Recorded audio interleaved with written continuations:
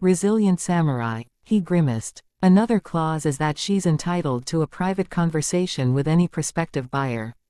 This means I can't even find out why she's refusing everyone. Because I'm contractually bound not to eavesdrop, like all our staff here. After each conversation, no one wants to proceed with the purchase. I can't even get details from those who've spoken with her due to the accursed contract. I could see a small tear forming in his eye. I don't know what to do anymore. No one seems willing to take her, and those who do are rejected by her. I'm selling Ayame. Yes, that is her name, for 1 gold coin. At a record-breaking loss of 7 gold coins. It's unprecedented in our long history. And what's funny is that I still can't get rid of her. We've even resorted to chaining her to her bed with so many restraints that she can barely move a muscle. She gets only 1 meal a day, which is a gruel that is spoon-fed to her by a caretaker. She's allowed to move for only 1 hour a day to prevent significant muscle deterioration. Despite living like this for 3 months, she's as determined as on day 1. Damn, what a resilient woman. I feel a twinge of sympathy for this slaver, a sentiment I never thought I'd have. However, I much more so admire the slave for her pure determination. Her situation is certainly not enviable, yet she fights on with unyielding resolve. A bodyguard with the Samurai LVL-14 class could be a great asset to start my Jumi. However, even after lowering the price to such an extent, I can't afford it. I understand your predicament, Marcus, but I only have 3 silver coins. His expression contorts into a mixture of pain and frustration. I can see it. Then why the fuck are you here? Shout form on his lips before it disappears as he bites down on his lower lip. Rent. No, I'll allow you to buy her with a weekly payment plan. You'll pay 3 silver coins every week until the full price is settled. Noticing my distinct advantage in this negotiation, I press further. Could I have a trial week with the option to return her at no cost? I'm not sure if such a troublesome slave is worth going into debt for. He glares at me with near bloodshot eyes for a moment. Did he just bite his lip so hard that it's bleeding? I can't help but chuckle inwardly at his intensity. You can't win them all, man. Silence descends on the room for an entire minute before Marcus speaks up with a strained voice.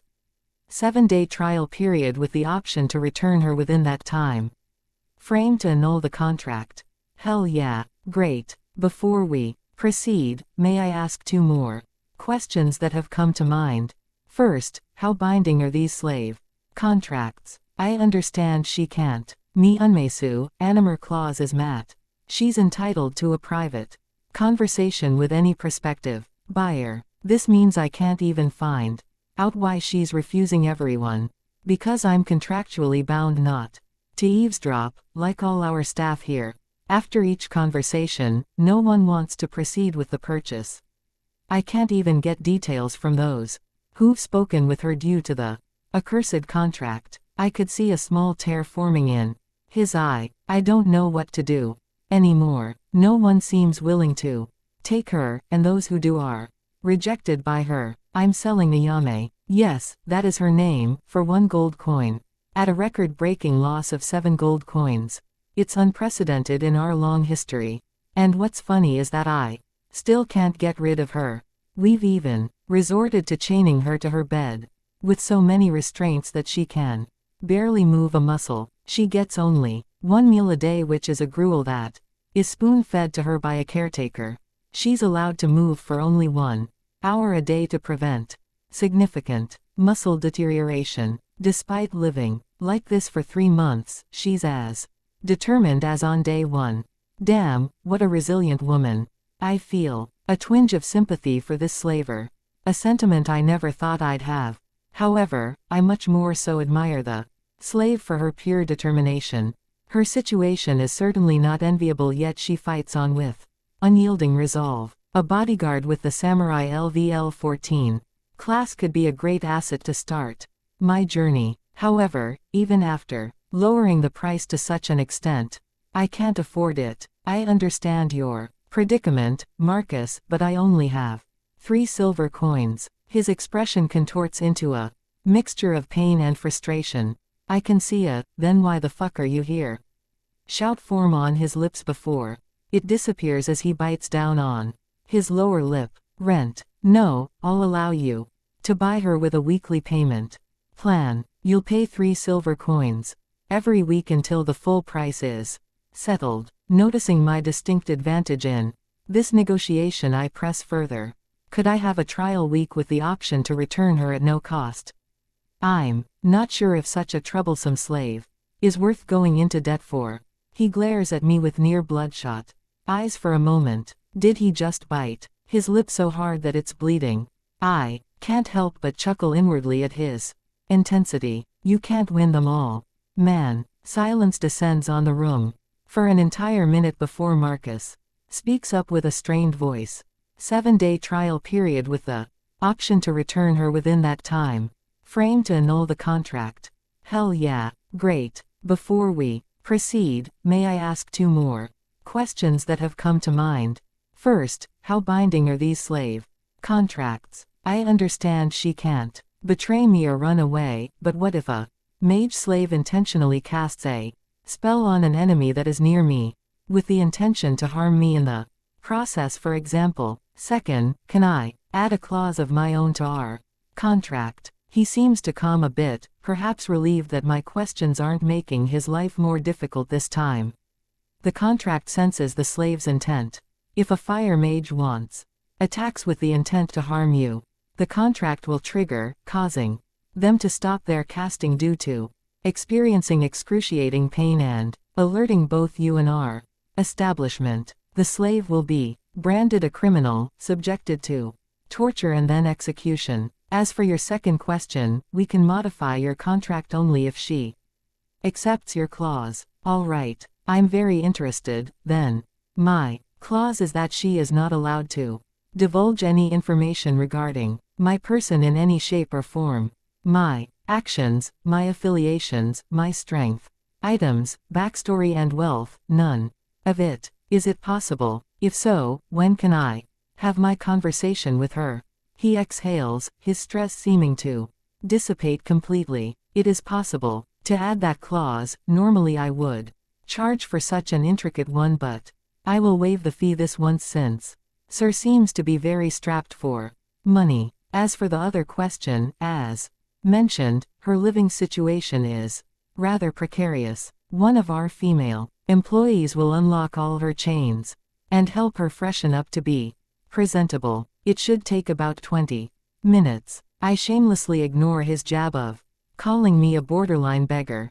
I'm about to sign the steal of the century. We will see who gets the last laugh, Marcus. Well, that is if after my chat with her both of us consent to the transaction. Marcus steps out to make arrangements, returning to sit down. After a short while, I must warn you that she's not a sex slave. I can sense that you're a kind and noble individual, but we all have our moments of weakness as men. She has every right to resist, even to the point of defending herself violently if molested or worse by her owner. Of course, if you manage to win her affection, is another matter entirely. The contract consents when she mentally consents to your advances, in which case it won't do anything. Sounds fair to me. I'm not some loser in need of resorting to buying a sex slave for companionship. Besides, if she were one, her price would be much higher beyond my budget, even with this kind payment plan. Plus, I suspect that a trial run wouldn't be possible. After the warning, Marcus leaves me alone in the room. I wait patiently, imagining what a Yame might be like. I hope she's as beautiful as I've imagined. I also ponder why she'd choose to endure being chained in a basement cell for months rather than serving as a combat slave. A level 14 samurai would undoubtedly be valued as a skilled teammate, not considered as a mere cannon fodder to be used for a while and thrown away. Lost in thought, time slips away, and finally, the door opens. I glance up eagerly, and my jaw drops. Holy Mother of God! I exclaim internally. She is the most stunning woman I've ever laid eyes on, in either worlds. Talk with the Ayame. Lost in thought, time slips away, and finally, the door opens. I glance up eagerly, and my jaw drops. Holy Mother of God! I exclaim internally. She is the most stunning woman I've ever laid my eyes on, both in this world and the other.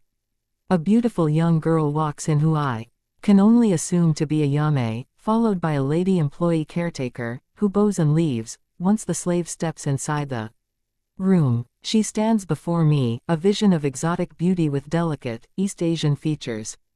Her skin is pale and smooth, a striking contrast to the rags she wears. Her dark black hair is neatly kept, falling just to her shoulders, framing her pretty face with its crystal blue eyes that seem to pierce right through me. Despite her wardrobe's current perilous state, her slender, short frame exudes an undeniable grace.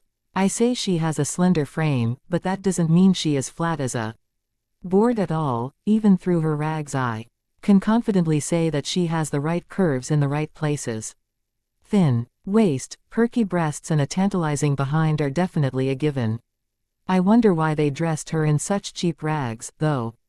As a combat slave, basic leather armor would be more fitting. Then it hits me, they're already selling her at a huge loss. Proper clothing would just be extra expense.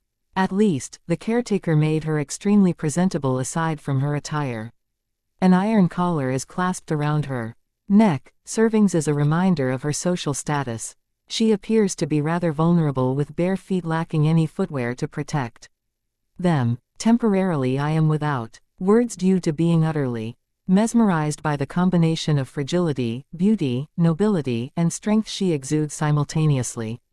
To put it more bluntly, Ayame is hot as hell. I ain't a simp, so I do my best to gather my composure. After all, if she sees that I'm infatuated before our talk even begins, she might use it against me. This isn't a date, it's a serious negotiation. Hello, Ayame. My name is Quinlan. I understand you have the right to refuse me, but I'd like to get to know you and understand your situation better. Ayame's gaze remains steady. She steps further into the room, and the soft rustle of her ragged attire is the only sound I hear as she takes a seat opposite me. Her demeanor is calm, almost serene, despite the harsh conditions she's endured. Once she is seated and focused on me, I begin. Let's talk. I'd like to hear your story and see if we can find a path forward that suits both of us. Ayame sits gracefully with her eyes never leaving mine. Ask your questions. First, I would like to know why you have refused your previous buyers. What is it that you seek in your potential master? Ayame maintains a steady, calm expression, but a small hint of fatigue is noticeable in her eyes. Before reaching the most important point, I want to make it clear that I am a fighter, not a rare item to be displayed in public. Understandable, she probably had a lot of potential buyers who were more interested in showing off this oriental beauty to their friends than taking her into combat situations. Fair enough. Since we are already on the topic, could you tell me more about your origins? I've not yet seen someone with similar features to yours. She nods. I can't tell you many details because I'm not aware of much either. I don't know if you are knowledgeable about the geography of this world. It is an archipelago with many continental islands scattered around the globe. My clan traces its lineage from a different continent than Iscaris, the one we are on now. I don't know how or why, but many thousands of years ago, my clan migrated here. Oh, so we have many continents in this world. How cool. Makes me want to go on adventures and explore all of them. I see. Thank you for expanding my worldview. She doesn't react, so I continue. Your first request, or rather requirement, is completely fine with me. I'm looking for a combat slave to help me level up. I'm very weak and new to the world of fighting, and because of that I have difficulty entrusting my life to a stranger who can backstab me at a single moment's whim. So I would need you to act as a sort of trainer, bodyguard, and mentor figure for me. She narrows her eyes slightly, as if assessing my sincerity. I take that as my cue to elaborate further. I understand that as a beautiful woman, you might prefer a female master. She suddenly interrupts me. No, women are crueler than men in my experience. A male master will stare at me lecherously and use me as eye candy to stroke his ego, while a woman master would get jealous of my looks and all the attention I get just by walking down the streets while minding my own business and make my life infinitely harder. Furthermore, while I never had a master before, in general, I had many bad experiences with women but only minor annoyances with men. One gender wants to ruin me, and the other just wants to woo me. Of course, that is not to say that all women are as such. I've had friendly encounters too. Women's jealousy, I didn't think of that. No woman wants to be outshone by her slave. Lucky me then, I suppose. You can outshine me to your heart's content. I joke, which might have resulted in the faintest of smiles appearing on her lips. Perhaps. I'm not sure, as she regained her strict ice princess attitude in the blink of an eye.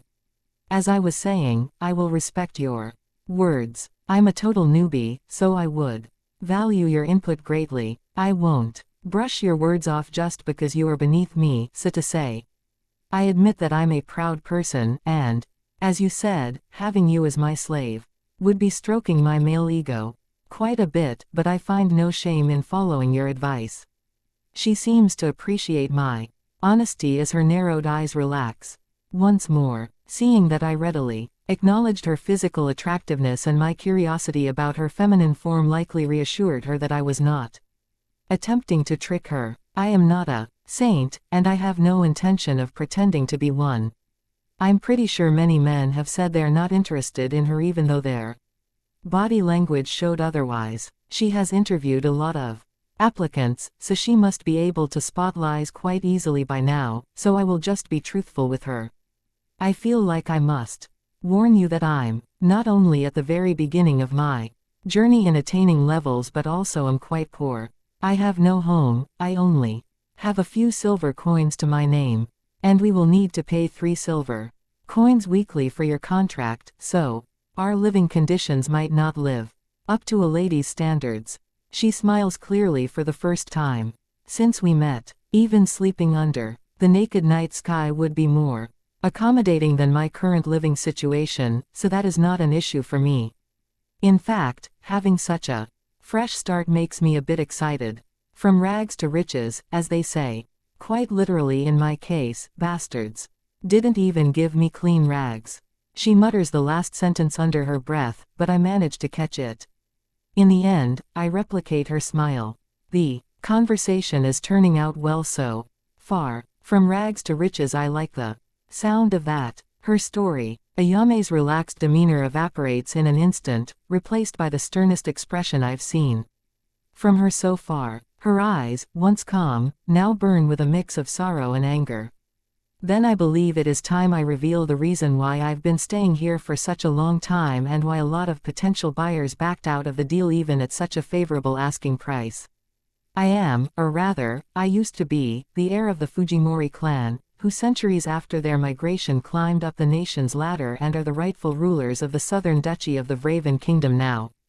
Duchy. I have a very bad feeling about this. My father died suddenly, despite being in perfect health. As the rightful heir, I was supposed to take over, but my younger sister, Kaide, challenged me to a honorable duel. I coldly refused without losing face in front of our people. Though, even if that weren't the case, I wouldn't have backed down from her challenge. Long story short, she poisoned me before our duel with some strange magical substance. There were no symptoms until our fight started, as if it was activated manually. As soon as she lunged at me, I felt immense pain coursing through my body, and I was paralyzed from head to toe. I can only curse my lack of foresight, but, in my defense, poisoning your opponent before an honorable duel is the greatest disgrace a warrior of our clan can commit, so I wasn't expecting it. She used to be such a kind and loving girl. I don't know what happened to her. Her voice cracks, after which she pauses for a moment to collect herself. Her hands, which were calmly resting on her thighs, are now clenched into tight fists. I'm now sure that she is also the culprit behind my father's death.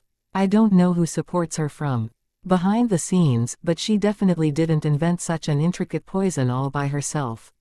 Anyways, after my loss in the duel, she not only exiled me but also brought me to this establishment as soon as I regained control over my limbs.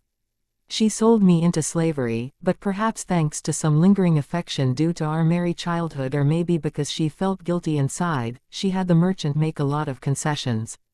That is the reason why I'm not a sex slave, and also why I have my own clauses added to the contract. However, she wasn't stupid. One of her clauses, which she also sent to the king himself, who signed it, stated that I may never be freed from slavery.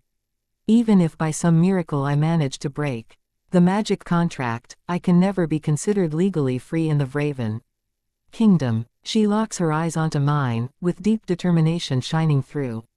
So my requirement for my owner to be is to make the promise that he or she will support my quest for vengeance. I'm not looking to become a duchess because, as stated, I legally can't, but I wish to eliminate her, the other traitors in my clan, and also kill her mysterious backer or backers. I take a deep breath. Everything is clear now. Making a clan that rules over an entire duchy and is backed by the king himself into your enemy is a very big ask on Ayame's part. Yeah, she is a relatively high-level girl with a rare variant class, and yes, she is an exotic beauty, but is she worthy enough to make one hostile to an entire kingdom? Nope. Luckily for her, I have very high aspirations. However, I'm not going to agree just like this. Before I give you my answer, I would like to give you a final warning. From what I've learned about you during our short talk, Ayame, you seem like an honorable warrior with a strict code of conduct. How willing are you to bend those codes of yours? I would do almost anything to grow stronger, so if you are going to give me moral lessons or worse every time I do something legally dubious, I would rather walk away right now. She examines me for over 10 seconds. I can understand from her conflicted expression that she'd rather tell me to fuck off then, but I imagine going back to her horrible living conditions, coupled with her very unlikely chances of having a future where she meets a master that she would view as a perfect fit for her needs, as fighting a fierce battle within her mind. She grits her teeth. How illegal are we talking about here exactly? I flash a victorious smirk at her. I won't drink the blood of freshly harvested babies. I believe it's for the best if I inform her beforehand that I have no plans to be a heroic guy saving innocents and do other such nonsensical chores. Her eyes widen in shock before she shudders. So basically, anything goes. Scum. I don't mind her berating me a bit, I am rather shameless after all. It's best that she understands what she signs up for clearly so that we won't have annoying issues down the line. We won't be playing by the already established rules, we will be the ones who decide what's right or wrong. After a heated internal debate, it seems the devil on her shoulder beat the angel in the end. Okay. I hear a very faint sound come out of her lips. Huh, what was that? Must have been the wind, I tease. She glares at me with great annoyance visible in her eyes. Said, okay, I agree to become a thieving scum if that is what it takes. Oh, the Jade Beauty raised her voice for the first time. My smile turns into a giant grin. I can tell. Having her by my side and slowly corrupting her noble warrior's spirit would be a lot of fun. Great. I can't say that I'm not interested in conquering your clan, as I imagine there's a lot of riches to be gained from such an endeavor, but as I said earlier, I'm terribly weak. Here's what I can offer you. Ayame, teach, train and help me level up for 3 years. Until that time is up, you are forbidden from acting out your revenge in any shape or form besides basic information collection through taverns and such. Once the time is up and both of us have gotten significantly stronger as well as more experienced in general, we will begin planning the downfall of your evil sister and her fellow culprits. Silence descends on the room once more, expecting her master to have the ability to exact revenge right off the bat is unrealistic. Even if all I did was let her do everything on her own. To avoid dragging her down, she would surely fail. A giant clan shouldn't be so weak as to be toppled by a level 14 warrior. She meets my gaze once more after a minute of inner contemplation. I can feel a strong resolve in her eyes. I accept your terms, master.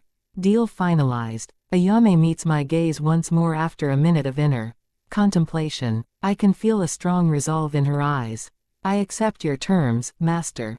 A triumphant grin spreads across my face. Sure, I agreed to help her take down an entire duchy, but that's a problem for the future Quinlan. Right now, as a level 1 scrub, I've just secured an incredible ally. And let's be honest, her exotic beauty and the ridiculously low price I got her for are just icing on the cake. On the open market, I'd be lucky to get a level 3 sweaty warrior dude for 1 gold, and I'm paying this off in weekly installments. It's practically daylight robbery. I doubt I'll ever get this lucky again. I'm glad to have you, Ayame, I say, extending my hand across the table. It's just the two of us for now, but welcome to the party. She nods with a faint smile tugging at her delicate lips as she firmly shakes my hand. Despite the uncertainty of her future and the life sentence of eternal servitude hanging over her head, she's finally leaving her miserable cell behind. She can start living again, pursuing her vengeance, traveling, fighting, gaining strength. For an honorable warrior like her, this past year must have been nothing short of torture. All right, time to call the slavers to finalize the deal. I find a servant lingering at the end of the hallway, who quickly fetches Marcus. Soon enough, the three of us are seated around the table in the office. The merchant wears a bittersweet expression. I can easily guess what he is thinking. Finally, he gets rid of the pest occupying his basement cell, but she still cost him 7 gold coins, plus all the time, energy, and resources they've wasted on her year-long stay here. I wonder if the amount I got her for will even cover that part. Worst deal of your career, huh, Marcus? I can't help but sneer inwardly at his misery. I might act amicable with him on the surface, but slave merchants don't deserve an ounce of pity in my book, even if their house burns down with their loved ones still in it. So, you've finally found your Prince Charming, huh? He begins while glaring daggers at Ayame. Congratulations are in order, I suppose. Oh, I can smell the bad blood between them. For some reason, he is a lot less friendly to my new companion than he is to me. I wonder why. Thank you, glorified human trafficker. I'm going to miss your presence in my life greatly, GHT. Damn, girl. I can see a vein pop on Marcus's forehead. Sorry, I meant on GHT's forehead. The feeling is mutual. Let's get this over with before you dirty my new sofas even further. He turns to me, and his expression relaxes instantly. So, kind sir, I was told that you will take this lovely lady off my hands. Ayame scoffs at his swift change in demeanor. Yes, we've come to a mutual understanding. I believe she will help me reach great heights in this life. Great. Then, slave, did my employee notify you of your newfound master's additional clause, which he wishes to add to your contract? She nods. The one about secrecy. Right. Fine with me. I would rather die than betray those I fight alongside. Marcus nods back, pulling out the necessary documents. Very well then, let's finalize this. He spreads the parchment on the table and hands me a quill. I quickly skim through the terms to ensure everything is in order. Sign here, and here, Marcus instructs, pointing to the designated spots. I do as instructed after giving the papers a quick read through, and then Ayame takes the quill. Her hand trembles slightly as she adds her signature below mine. After the papers are signed, Marcus rolls them and closes them with a wax seal showing the crest of his household. Next, he puts his hand into a pocket on his hip and takes out a tiny bottle containing a sparkling, rainbow-colored substance. He gestures for Ayame and me to come closer. There's one final step. Contract magic. The kind sir needs to add a drop of his blood into this bowl.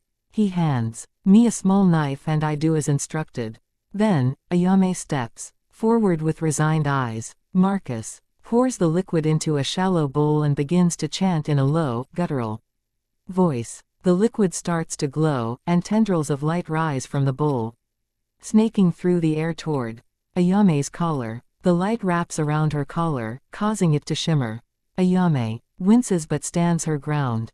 As the magic takes hold, the collar undergoes a subtle transformation, the runes etched into it glow briefly, before fading back to their original state. You've acquired Samurai Level 14 Ayame as your slave. New class unlocked, Slave Master. Marcus finishes the incantation and steps back. It is done. The collar is now bound to the terms of your contract. Any violation of these terms will activate the magic within, and our establishment will be notified immediately. Ayame touches the collar gingerly, with her eyes narrowing. I understand. I then speak up, trying to cheer her up. Thank you, GHT, sorry. I meant GHT, I can't speak well today, I'm so sorry Marcus. Accidental slip of the tongue, I swear on my dear brother's life. I managed to elicit a short giggle from my lovely new partner in crime and a very annoyed scoff from the traitor. To his credit, he seems to move on pretty fast. I can tell that the two of you were made for each other now. I finally understand why she accepted you of all people. Well, I'm too old to get annoyed at you youngsters. If you wish to expand your slave harem, you know who to visit. This time maybe come with a few gold coins in your purse, kind sir. I'm not a part of his harem and never will be. We both ignore the pouting, defiant girl. You simply can't stop the inevitable from happening, my dear Ayame. Planning a shopping trip. I smile in response to Marcus. I like people who can take a few verbal jabs without flipping out completely. Like some hormonal teen. I will, and thanks for your hospitality, as well as introducing the two of us. Who knows? Maybe your name will go down in history as the man who kickstarted Quinlan's and his lovely samurai's rise to fame. I give him a playful wink. He chuckles, oh, lucky me. Please do make sure that the historians call me Marcus Aleron and not GHT, if you would be so kind. I laugh heartily. Naturally, my friend. I then turn to her. Well, then, Ayame, let's get out of here. I can't even begin to imagine how much you must have missed the fresh air. She simply nods. As we make our way out of the building, Ayame takes a deep breath, as if inhaling freedom itself. The open air and bustling streets of the city are a stark contrast to the dark, confined space she was kept in. I let the gorgeous girl bask in the sun as a free woman after a year of living in a cell. As I wait patiently by her side, observing her reactions. So, what's our first move?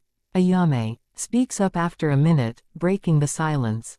And thanks for your patience, by the way. You're welcome. I'm not exactly clear on local prices, but we seriously need to buy some gear. I only have an iron spear, iron sword, and an iron helmet. I suppose you can take the sword for now. I look like a monkey when I flail it around. Though I don't plan to remain a spearman long term. It can be a good tool to learn the ropes. She voices her approval. I then glance at her attire. But before all the serious stuff, we have to buy you some nice clothes. These dirty rags won't do at all. She looks at me appreciatively and then scans me from head to toe. I've been meaning to ask, what's with your wardrobe? Is this some new fashion trend that arrived while I was locked away? Indeed, I'm still in my hoodie, t-shirt, trousers and Kobe Black Mamba Edition sneakers. All black colored, because I was in my depressive emo state on the day of my transmigration. I stick out like a sore thumb. I really should buy some local stuff, huh? To answer your question, I come from a very distant land. Her eyes light up with excitement.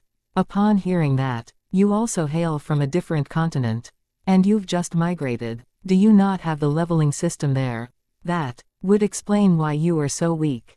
Despite looking to be over 20 years old. Ouch. She is pretty close to the truth, an amazing deduction from Miss Samurai. Something like that. I'm not confident in telling you more, but I will once we spend some time together and earn each other's trust without having to rely on the contract's binding nature. She nods with understanding and immediately drops the topic. Well, we have a very frugal budget. So I can't promise to dress you elegantly, but something comfortable and practical should be possible to attain.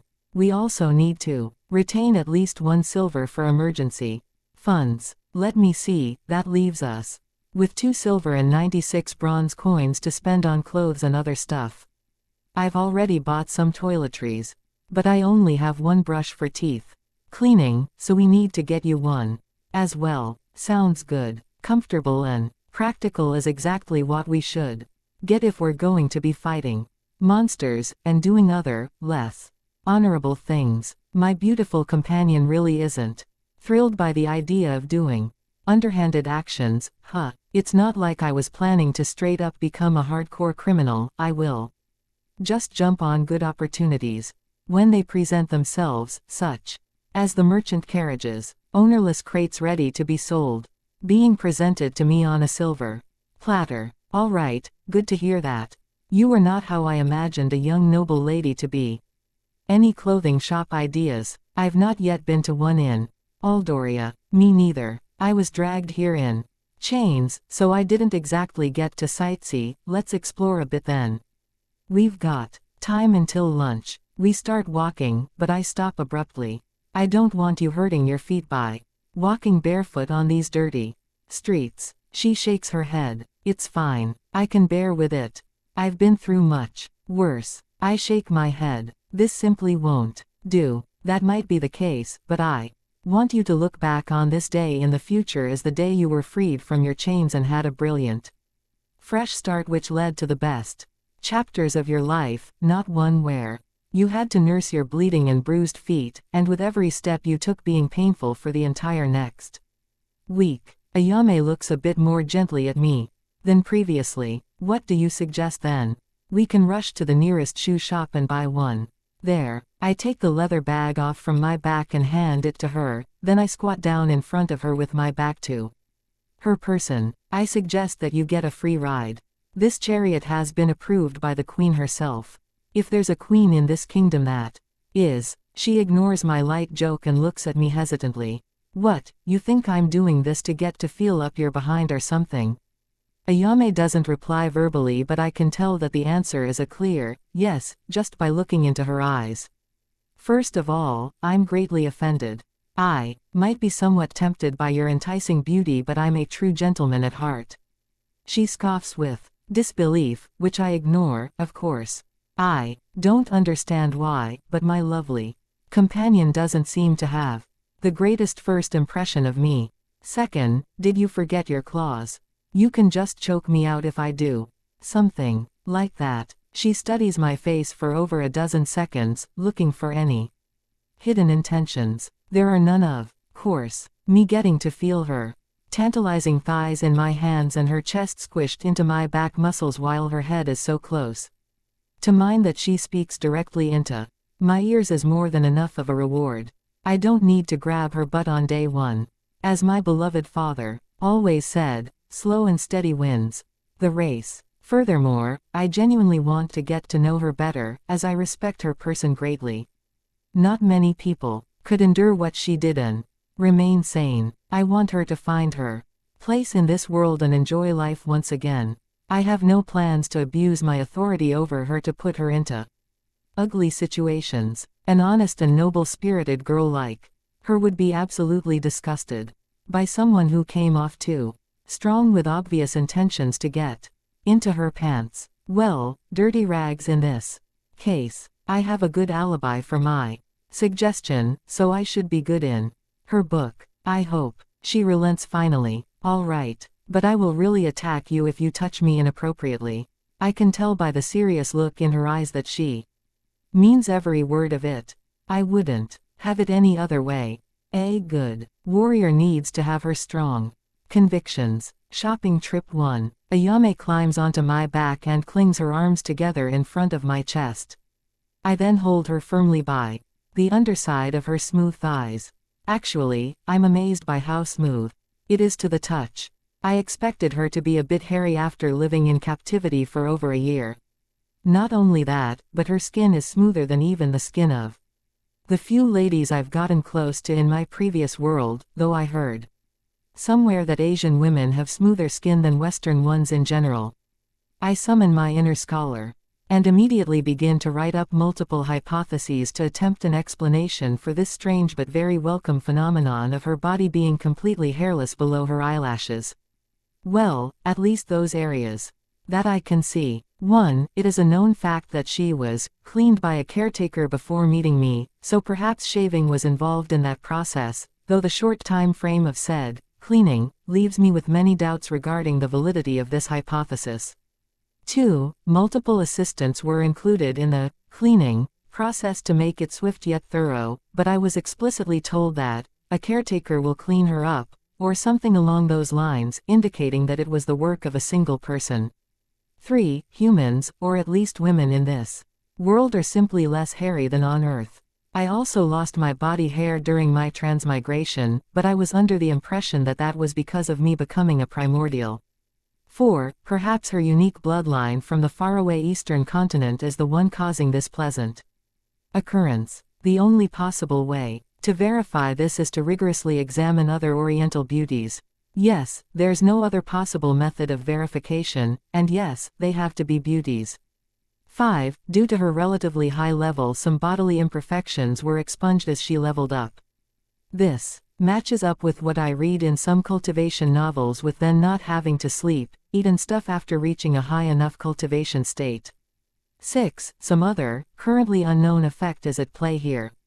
I really want to ask her for confirmation, but I don't dare. I can tell that she would refuse to answer, and instantly get off me. I don't think she could beat me up for this, as I wouldn't be breaching the contract, but I also don't want her to hate me and ruin my future chances with her. I shelf this intriguing phenomenon to be meticulously studied later and just delight in the blissful feeling her delicate thighs and chest give me. For the time being, you were really light, Ayame. Should we start with lunch instead of shopping? There's no need. I would rather get the shoe first so that I can walk, and then change into clothes meant for humans so that I can throw these filthy rags away. Damn, I was hoping I could chauffeur her around for a bit longer. All right then, we will do as you suggested, but make no mistake, I will make sure to fatten you up properly in the long time we will be spending together. I'm short and I've always had a slender frame. I don't think there's an issue with my physical build. I agree. I like petite girls just as much as voluptuous ones, so you don't have to worry about that. I get a scoff and a dumbass murmur straight into my ears, which I, of course, completely ignore. However, that doesn't mean that a bit more weight wouldn't do you good. She doesn't seem very responsive, so I take that as her consenting to getting fed properly from now on.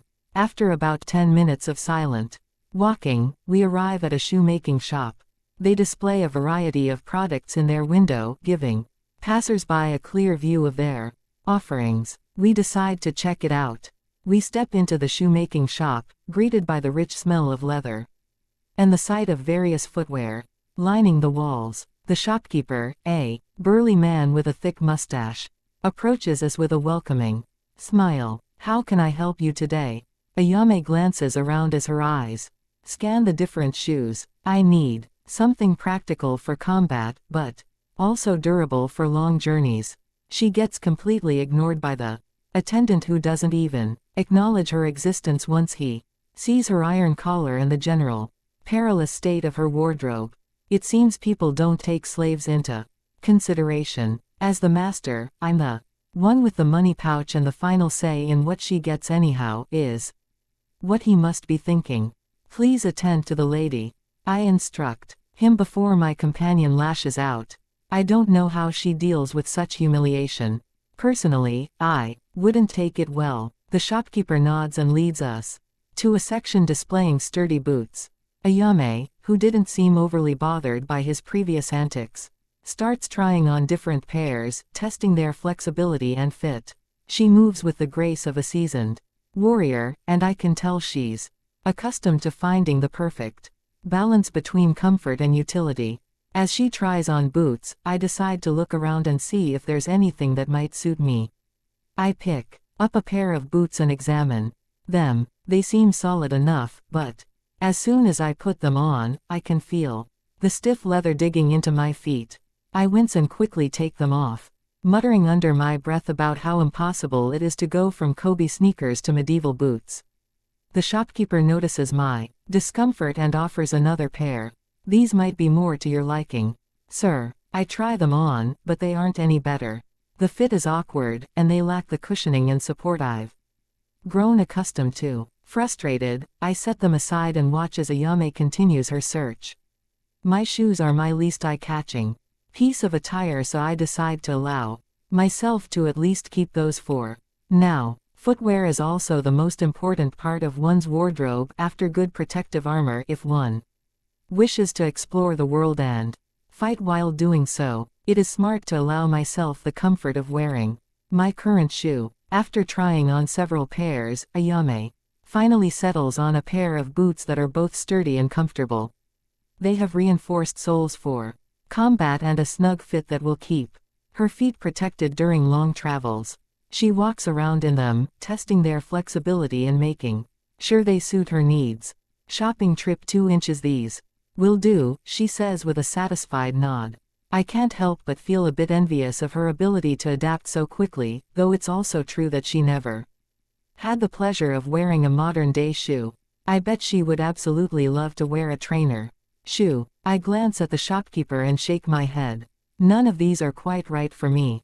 I'll have to keep looking elsewhere. The shopkeeper looks a bit disappointed but nods understandingly. It's not easy to find the perfect fit, especially if you're used to something specific. Thankfully he doesn't bother me about my strange-looking sneakers. We pay for Ayame's boots and leave the shop. She looks content with her new footwear, while I can't help but feel a bit annoyed by my own unsuccessful search. Ready for some proper clothes now? I ask Ayame. Sadly she no longer climbs onto my back. It was a short-lived experience but a memorable one nonetheless. Yes, I can't wait to shed these humiliating rags. We head towards the nearest apparel shop, hoping to find attire that will allow us to blend in better and leave the remnants of our past behind. It's a modest establishment with an array of garments displayed outside to entice potential customers. As we step inside, a bell chimes softly, and a young woman with a friendly smile approaches us. Welcome. How can I assist you today? She asks. We're looking for some practical and comfortable clothing for my new friend here, and I also need to find something for myself. The shopkeeper nods and leads us to a section filled with various types of clothing. Ayame starts browsing through the racks with her eyes carefully evaluating each item.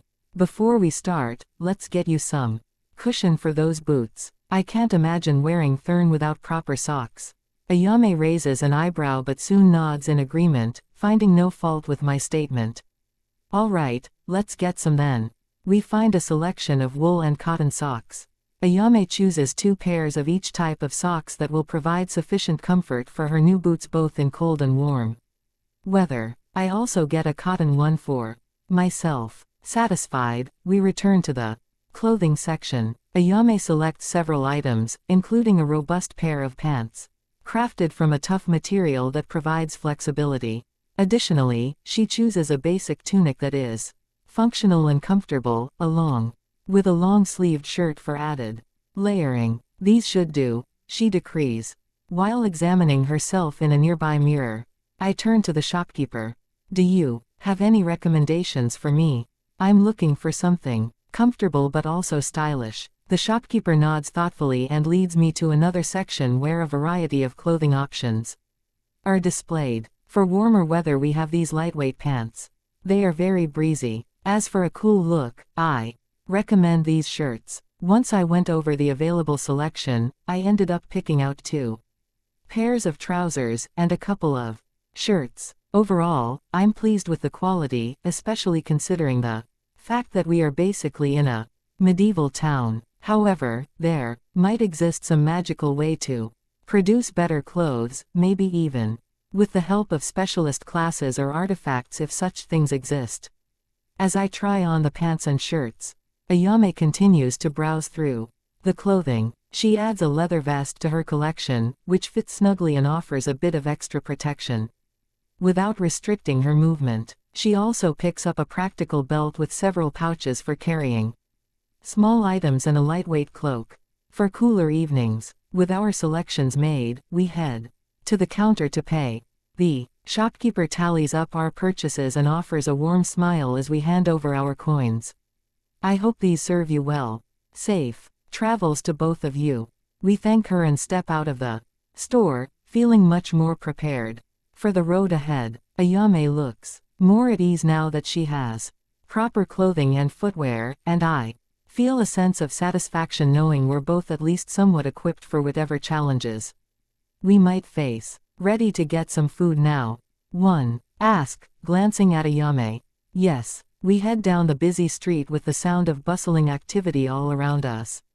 I decide to speak up. We must enjoy a lavish feast, as we have multiple things to celebrate. Your freedom. After a year of captivity, me finding my first companion, the amazing financial deal I struck with the GHT.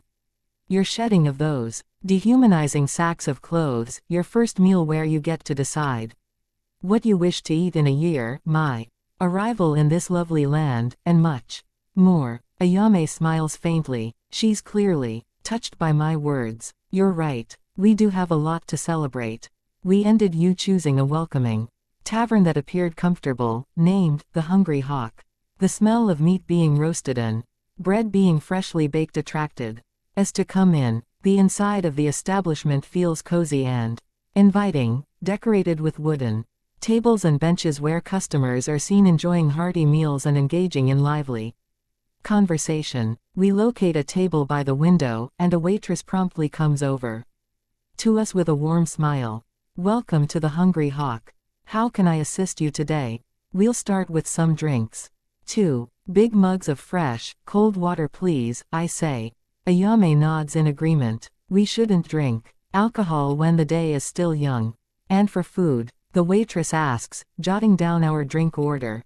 I'll have whatever your special is, Ayame says nonchalantly. I'll have the same, make sure they are big portions. My companion needs to gain some flesh on her bones, I add. The waitress nods energetically and disappears into the kitchen. We sit in comfortable silence for a moment, taking in the atmosphere. Ayame is the one who breaks the silence. Thank you for today. It feels good to have proper clothing. And boots. It's been a long time since I felt this comfortable. I offer her a sincere smile. You're more than welcome. Our drinks arrive, and we soon clink our mugs together before taking a good, long sip. I glance at Ayame, and I can't help but think how different she acts from what I would expect from a slave in her position. In the novels I've read, when the hero buys a slave and treats her with the bare minimum of respect, they can't believe the hero's kindness. Labyrinth. Of course, Ayame is certainly grateful, as she had just expressed, but she doesn't kneel and kiss my feet for my otherworldly generosity. I understand that this is because she didn't have a master yet.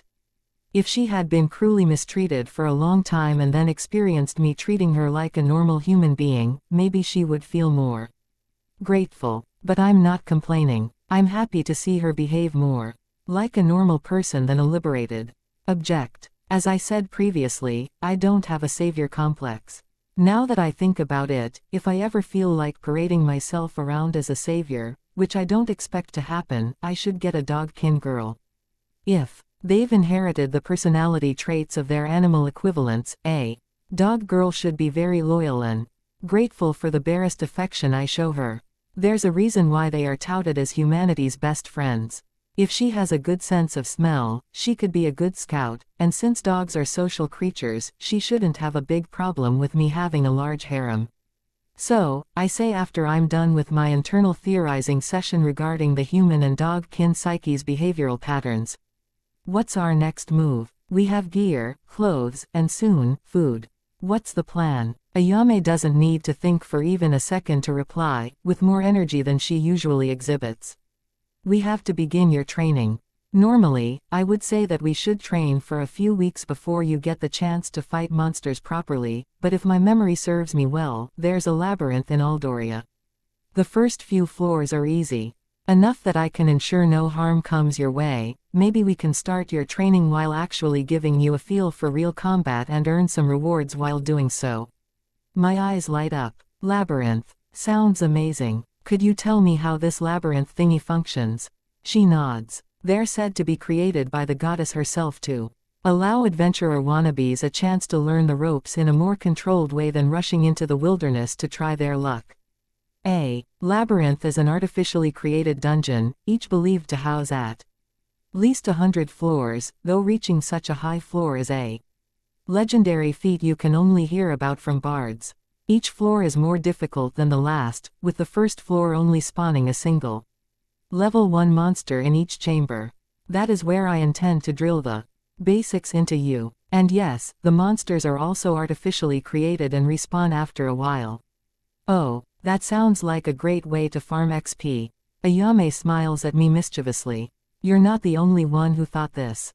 Maybe due to the goddess's intervention or just the basic function of the labyrinths, monsters give a lot less XP and give less loot than natural monsters found in the wild. Damn, it was too good to be true. I should have seen a big, fat, but coming at me from a mile away.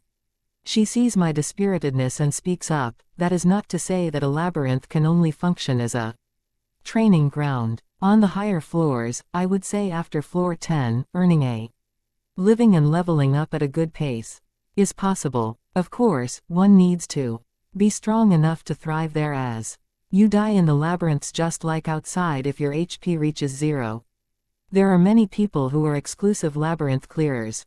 Instead of calling them adventurers, they have the title explorers. There's an explorer class for them too, so the goddess herself acknowledges labyrinth climbing is a viable profession. Actually, leveling up one's explorer class to 50 is the requirement to unlock the rare Adventurous Pioneer class, which is a strict upgrade in all aspects when compared to the previous one.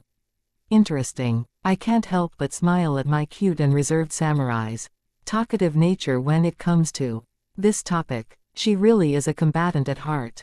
It's not like she becomes an antisocial recluse that refuses to speak normally, as we did have some conversations while shopping and such, but now she really is in her element. Our food arrives, interrupting our conversation. The plates are piled high with roasted meat, vegetables, and slices of bread. It smells beyond heavenly. Let's eat first. We can plan more after we've filled our bellies up. Ayame nods eagerly, and we dig in. The food is as delicious as it smells, and we both eat with gusto. Watching the great appetite with which she was feeding herself filled me with a strange sense of happiness and fulfillment for some reason. I guess doing good for someone else for a change isn't so horrible. My parents always said that gifting feels better than receiving, a sentiment I never understood while I was on Earth. Once we were done with our meal, I asked for the bill. After today's expenses, I have a single silver and 72 bronze coins left in my pouch, which means we've spent over 2 silver coins today. I'm not frustrated, though, as getting proper clothing was important, and we bought more than one of each type so we don't have to wait around while sitting on our thumbs for them to dry off after washing them. Ayame also got a pretty decent pair of shoes, which is a crucial expense that I didn't want to skimp on. I was hopeful that we could buy some makeshift armor at the start of our shopping trip, but that was quickly shot down. According to Ayame, even good leather armor costs a lot relative to the cheap clothes we bought, so first we need to make some money. We head back to the inn where I stayed yesterday to grab my 2 weapons and single armor piece. As I'm checking out of the room, the receptionist owner tells me that I can leave my stuff in their storage area since I have a lot of unnecessary items on my person, and come back for it later today. Which I'm happy to take him up on. I didn't want to haul all our newly acquired clothing and toiletry items on my back. As we head out, Ayame tells me to hand over the bag to her because she should be the one carrying it, since she is much stronger, and also because I will be the one doing the fighting today. She doesn't need to say it twice. I swiftly oblige. We ask around for directions from the locals and then head toward Aldoria's labyrinth to finally have my first combat experience. I'm thrilled beyond words. Into the labyrinth 1. As we walk through the bustling streets of Aldoria, the atmosphere gradually changes. We begin to observe an increasing number of armed people, from inexperienced adventurers with basic equipment to skilled veterans with complex armor and magical weapons. A feeling of excitement and determination fills the air as these explorers unite to achieve the mutual objective of dominating the labyrinth floors for increased power and wealth. As we approach, the streets become increasingly congested. Merchants established booths offering a range of items, including potions, weapons, and magical trinkets. The noise of negotiations and the sound of money exchanging hands create a bustling and disorderly atmosphere. At last, we reach the entrance to the maze. It is a modest entrance tucked into the side of a massive stone structure. The entrance appears amusingly small in comparison to the labyrinth's rumored 100 floors. Evidently, there is some sort of dimensional fuckery happening, causing the interior to be significantly bigger than it seems on the outside. I pause briefly to absorb everything around me. 4 intimidating knights who were dressed in shiny armor and armed with powerful weapons stand on either side of the entrance. A few individuals are queuing up, ready to go inside the labyrinth. The line of adventurers includes both excited and anxious newbies and experienced veterans, all anticipating their chance to overcome the obstacles ahead. As we approach the line, I notice a sign indicating the entrance fee, 20 bronze coins per person. I can't help but feel a surge of irritation. The rich get richer. I grumble under my breath. It is not enough that we risk our lives, we even have to pay for the privilege of doing so. Didn't the goddess herself create this? Why are you bastards claiming the labyrinth as your own? Ayame glances my way. It's just how things work here. Please don't make a scene by attempting to sneak past the knights. They are all very strong, more so than me. They will sense you coming from a mile away even if you try to sneak by them at the most opportune moment when none of them are looking your way. Naturally, I'm not that foolish. 40 bronze coins is a huge price that I'm definitely unhappy to pay, but I'm not going to get my limbs chopped off for this shit. Begrudgingly, I nod and fish out the coins from my pouch when it's our turn. We hand over our payment to one of the knights, who gives us a cursory glance before stepping aside to let us through. The coins clink heavily in his hand, causing my heart to contort in agony. This should be called sound torture. Even through his full helmet I can tell that he is smirking, and he clinked the coins on purpose to fuck with me. Seeing our humble weapons and clothes must make him think we are farmers tired of field work and wish to strike it big, or something along those lines. I attempt to remember him to pay back later in full, but he is in full body armor that has no distinguishing feature. I guess today is your lucky day. As we step through the small doorway, the world shifts around us. The narrow entrance gives way to a vast, cavernous space. Dim, glowing crystals embedded in the walls provide illumination, casting long shadows across the stone floor. Ayame speaks up while cautiously scanning the surroundings. This is it. We've entered Aldoria's labyrinth. Ayame walks beside me with alert eyes as she begins explaining. On the first floor, we'll only encounter 3 types of weak monsters. Though which ones exactly, I can't say, as it changes with every labyrinth. In my hometown, the first level was occupied by slime crawlers, stone sprites, and shadow rats. I nod, listening to her with rapt attention. So we might face something similar here, or it could be entirely different. Exactly. We need to stay vigilant. The creatures on the first floor won't be strong, but they can still be dangerous if we underestimate them. She continues, also, be aware that other labyrinth clearers will be present, especially on the lower floors. We have to be cautious around them. It's rare for explorers to fight each other, but it does happen. She pauses for a moment, then adds, there's an unwritten rule. Among explorers, each party must wait outside the next corridor until the current party defeats the monster inside. Once the monster respawns, it's their turn to fight. However, since this is an actual labyrinth with many possible routes, if we see a crowd waiting somewhere, we can always just take another path. Got it. We continue through the labyrinth as the sound of distant battles occasionally echoes through the corridors. The first chamber we approach is empty, allowing us to advance without delay. Ayame speaks up once again, stay close to me. I'll guide you through the basics of combat. Just remember what we discussed earlier. We step into the next corridor and I feel the tension building in me as we prepare to face whatever challenge lies ahead. Ayame abruptly stops and holds up a hand, signaling me to be quiet. We hear a low, guttural growl echoing through the corridor. Be ready. This will be your first battle. We step forward, and the source of the growl comes into view, a creature resembling a giant insect, with jagged mandibles and glowing blue eyes. It's larger than any bug I've ever seen, and its exoskeleton gleams at me menacingly.